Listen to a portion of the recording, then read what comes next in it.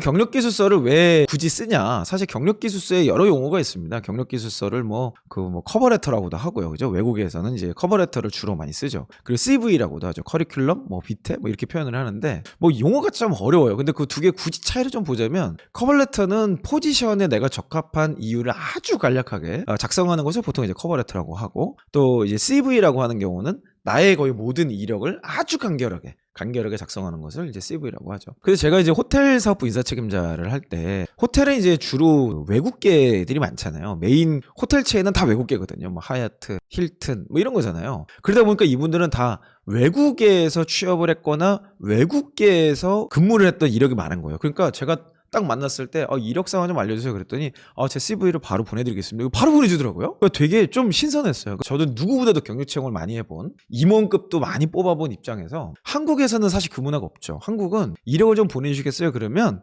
그때 그냥 말로 제가 했고요, 이거를 거의 면담 시간에 그거에 그냥 할애해서 하는데, 보통 이제 외국계에서 오래 근무하셨던 분들은 그냥 준비가 되어 있더라고요.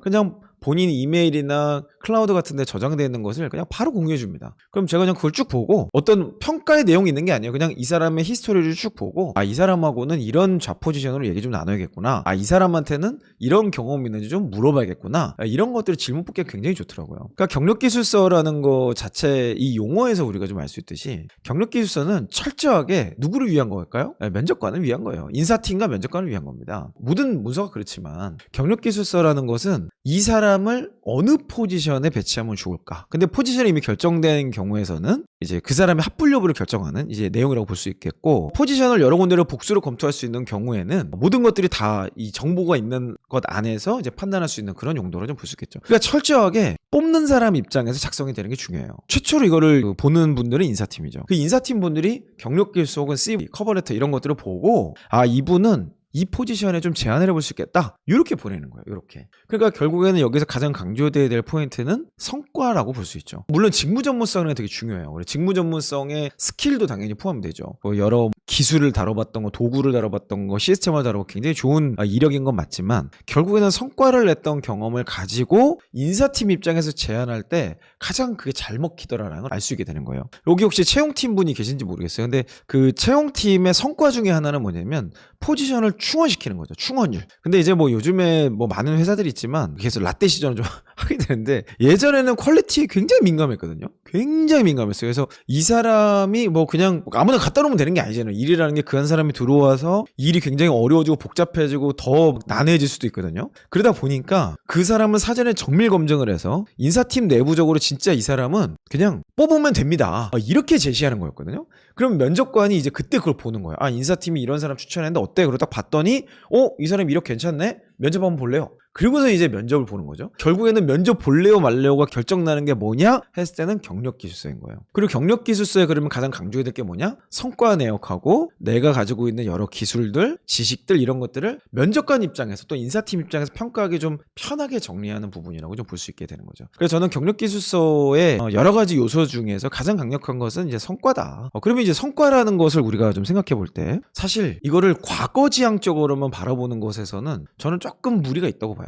그러니까 우리가 대단한 경력을 만들려고 직장생활을 하는 게 아니잖아요. 그러다 보니까 그냥 별 생각 없이 시간을 흘려보내는데, 지금 이직할 시점이 돼가 퇴사를 하고 싶고 이 형의 경력기술서 쓰라니까 쓰긴 쓰는데 성과가 없는데? 이렇게 생각할 수 있어요. 많은 분들이 그럴 겁니다. 근데 사실 그 상황에서 조금 더 미래지향적으로 본다면, 지금 이 순간 그냥 퇴사를 하는 게 아니라 지금 내가 성과를 낼 수 있는 게 뭘까라는 거를 맨눈으로 지금 다시 보는 거예요. 이거를 전문 용어로 제로베이스라고 합니다. 다시 제로베이스의 시야로 지금 내 하는 일, 나의 포지션, 나의 환경을 다시 한번 점검해 보는 거예요. 그런 과정에서 3개월, 6개월 내에 성과 낼 수 있는 게 있다라면 거기에 과감하게 도전해보게 되는 거죠. 그러니까 이 경력기술서라는 꼭 과거지향적 히스토리 모습 메이커도 아니고 히스토리로만 생각할 필요는 없다. 장기적인 관점으로 또는 미래지향적인 관점으로 3개월에서 6개월, 1년 정도 뒤를 바라보고 이때 이런 경력기술서를 작성할 수 있다면 참 좋겠네 라는 것이 경력 목표가 되는 거예요. 그래서 경력기술서를 이직할 때 쓰는 것이냐 했을 때 저는 아니라는 거죠. 경력기술서는 상시 작성해야 되고 그 작성하는 과정에서 나의 커리어나 전문성이나 발전해야 될 영역을 생각할 수밖에 없게 되는 것이다. 그래서 경력기술서를 평소에 관리하는 것이 이직을 위해서도 중요하지만 저는 개인을 위해서 제일 좋은 것 같아요. 이직을 꼭 하기 위해서라기보다는 나를 스스로 결산해보는 거죠. 내가 스스로 결산을 해봤을 때 내가 지금 경력기술서를 작성할 만한 내용은 좀 별로 없는 것 같다. 이거는 경력기술서를 한번 작성해볼까? 이런 생각들을 갖는 게 굉장히 중요하다고 생각이 듭니다. 자, 개발자인데 경력기술서 작성하는 게 너무 어렵다고 하셨는데요. 이름 많이 하는 성과를 표현할 수 있는 게 무엇이 있을지, 성과라고 하는 거는 우리가 뭘로 할 수 있을까요? 경력기술서에 작성하는 게 제일 중요한 게 성과라 그랬는데 성과가 뭔지를 젠장 어떻게 하냐 말이야. 우리 회사는 그걸 안 알려줘. 그리고 맨날 밤새도록 일만 해. 그리고 맨날 이거 가지고 뭘 해야 될지 잘 모르겠어. 막 열심히 개발하고 났더니 그거 아니래. 막 다시 다 뒤집어 엎어 막.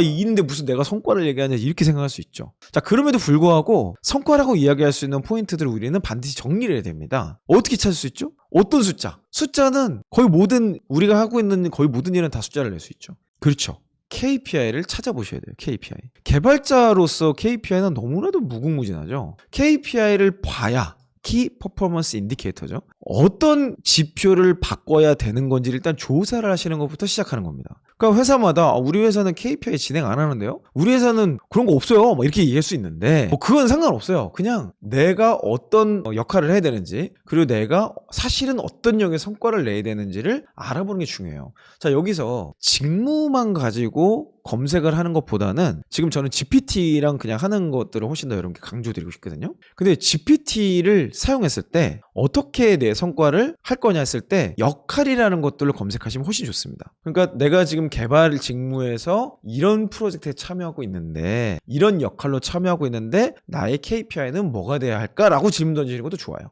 그런 과정에서 되게 다양한 내용들이 나오게 됩니다. 그래서 저는 제일 중요한 것은 성과라는 것을 대체 무슨 시각으로 바라볼 거냐 라고 할 때는 KPI로 설명하는 것이 가장 좋다라고 좀 말씀드립니다. 여러분께 저는 이 경력기술서를 만드는 이 방법에 있어서도 GPT를 활용하면 좋겠다. GPT에게 내가 이런 일을 하고 있는데 구체적으로 명령을 주세요. 내가 이런 일을 하고 있고 이런 상황인데 나의 성과 지표는 어떤 게 돼야 할까? 그리고 지금 좀 더 구체적으로 지금 이런 상황인데 이런 상황을 타개할 수 있는 방법은 어떤 게 있을까? 이런 것들의 질문을 주고받는 과정에서 여러분만의 경력기술서의 스토리가 나올 수 있습니다. 물론 제가 경력기술서의 템플릿을 만들어 드렸어요. 그 첫 번째가 이제 기간, 두 번째 줄에 성과, 세 번째 단락의 역할, 네 번째 단락의 기술. 딱 네 가지만 적어라. 기간, 성과, 역할, 기술.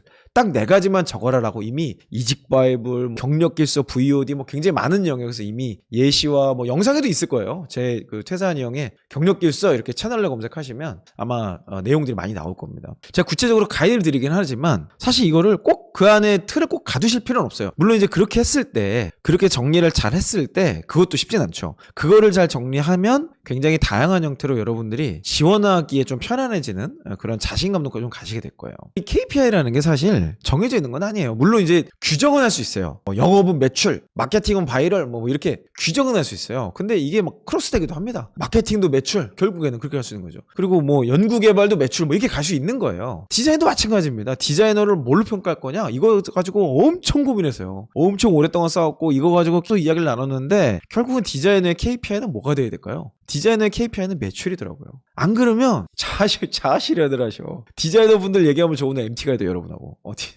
디자이너 분들. 이거 또 감수성이 풍부하셔. 창의력이 넘쳐. 그래가지고 원래 해야 될 게 있는데 가다가 갑자기 딴 데 꽂히면 딴 데로 이러고 가. 그래가지고 중간에 잠깐 딴 데 갔다 오면은 벌써 다른 걸 이렇게 득득득득 가 계신 경우가 많아. 그래서 디자이너일수록 KPI가 정말 중요하더라고요. 그래서 비즈니스 영역에서는 어떤 디자인을 하시건 간에 매출이라는 최종 지표를 반드시 캡으셨어요. 그러니까 돈 안 되는 거 좀 하지 마라, 제발. 우리가 무슨 비영리 순수예술하는 데도 아니고 그게 아니라 이걸 매출과 연결될 수 있는 제약 조건을 딱 주고 그 안에서 고객이 원하는 디자인을 찾아라. 이걸 어떻게 창의력 있게 만들어낼 거냐? 이런 것들을 함께 이야기 나누는 게 굉장히 많았다고 볼 수 있죠.